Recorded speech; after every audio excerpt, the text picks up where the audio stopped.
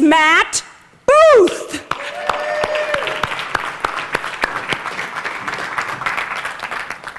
By a show of hands, how many of you in here have ever had a client who could use an attitude adjustment? By a show of hands, how many in here have ever had a coworker who could use an attitude adjustment? No pointing, please. Who in here lives with someone who could use?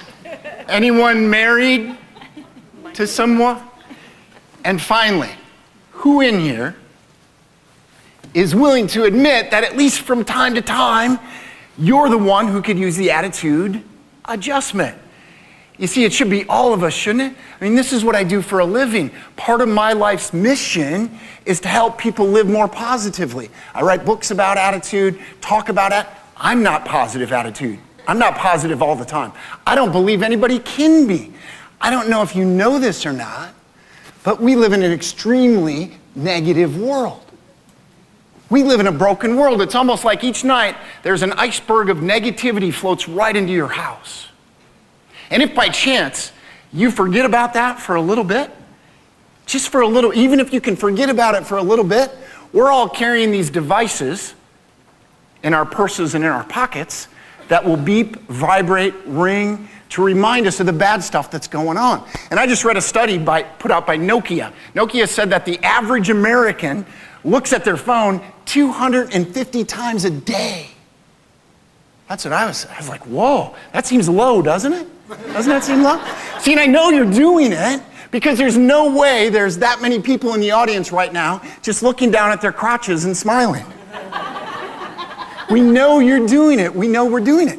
I believe, and we've heard it all day, but there's two things you can control in this world. There's two things you choose. The first one is your attitude. The second one is your actions. That's it. We control our attitudes and our actions. And when it comes to attitude, there's two things we need to do. You have to be aware of your attitude and the attitude of those around you. This is something in our country we're horrible at. We're not aware of our own attitudes and the attitudes of the people we hang out with. That's the first thing you have to do. The second thing you have to do is you have to acknowledge it. You've got to talk about it. Nobody likes to talk about attitude, except we put up these big bumper stickers in the break room that says, it's your attitude, not your aptitude, that determines your altitude. Thank you, Zig Ziglar. But we don't really talk about it. And when it comes to action in our country, we become very complacent. We become very comfortable with where we are. I'm not going to say lazy, but we don't like to take action. Can I borrow this? Sure. You see, you guys plan meetings, and there's thousands of meetings going on across the country right now. And you know what every attendee gets at one of those freaking meetings? You know what they get? They get a bag, don't they? Some kind of bag or a binder. And here's what happens, and this is what I'm talking about, we become complacent. They get a bag or a binder, and over the 3-day conference or 2-day conference, they're filling it full of notes, and you got notes there in your iPads, and I've been watching you guys take notes, because you're getting stuff from great speakers today. You have, and you're writing it down, and you're like, oh, this is gonna change my life. I love all the stuff that's in this. There's no bowling balls coming out, okay? But like, I love this stuff. And you know, across the country, do you know what we do with these bags and binders when we get back home? You know what everybody does with them? You know. Yeah, I heard it. You put it on the shelf on top of last year's binder. See, this is the world that we live in. This is. And I'm going to tell you a quick story about attitude and action. I DJ'd my first big wedding when I was 17 years old, back in 1988. And I've DJ'd over 2,000 weddings since I was a kid. 2,000 weddings. One of my first big weddings that I was at, the bride and groom were about to cut the wedding cake. And so I'm announcing it and getting people to gather around. Out of the corner of my eye, here comes this 8-year-old kid. He comes running, he blows right past the photographer, right past me, and bam, runs right into the side of the cake table. Cake starts wobbling. and it falls at the feet on the floor of the bride and groom. And when something like this happens at a wedding, everybody turns and looks at the bride and groom. The bride burst into tears. And these weren't tears of joy. They weren't tears of joy.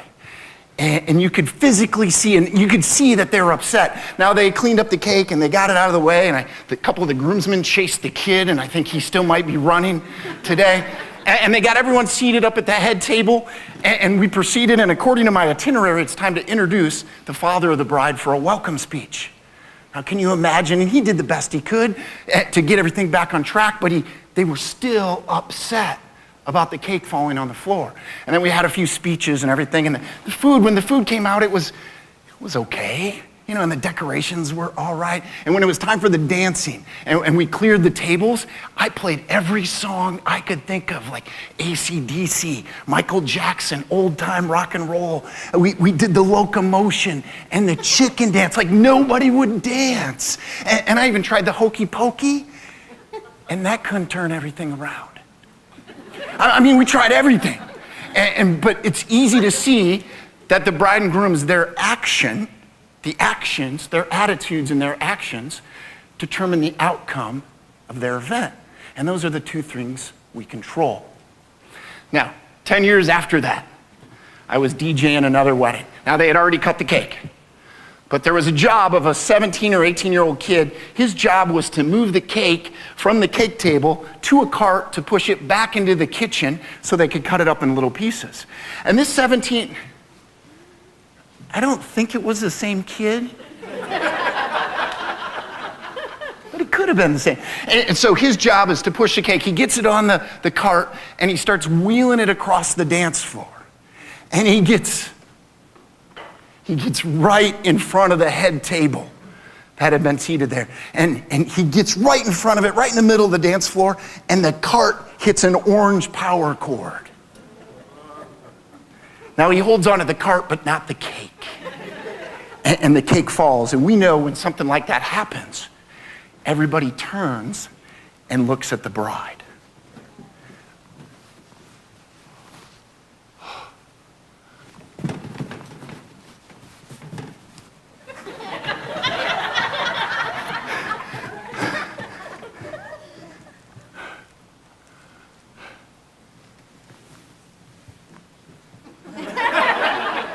"This is the best cake I've ever had," she said. Within a couple minutes, the wedding party was out in front, and the bride and groom are smearing cake like in each other's faces on the dance floor. And like the groomsmen hand me a napkin with the piece of cake on it.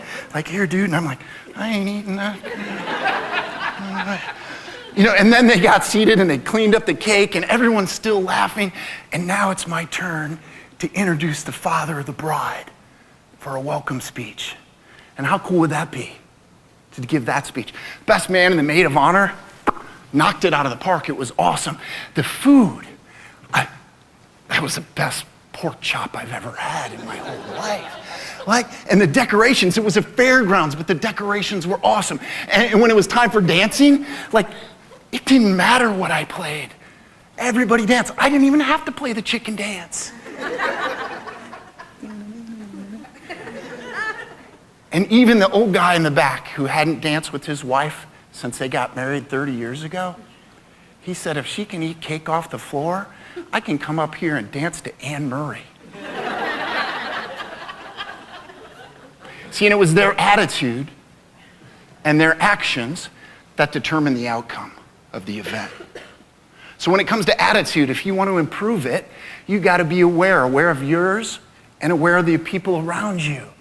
And then action, we got to take action. We become too lazy. I know you guys are going to go home and you're going to put your notes on the shelf on top of last year's program. But I'm going to challenge you not to do that. And that's the same thing and the same challenge that I'll give to your audiences. I appreciate this opportunity. If you think I might be a good fit, come talk to me over there. And on the break, I hope you enjoy the wedding cake. Thank you.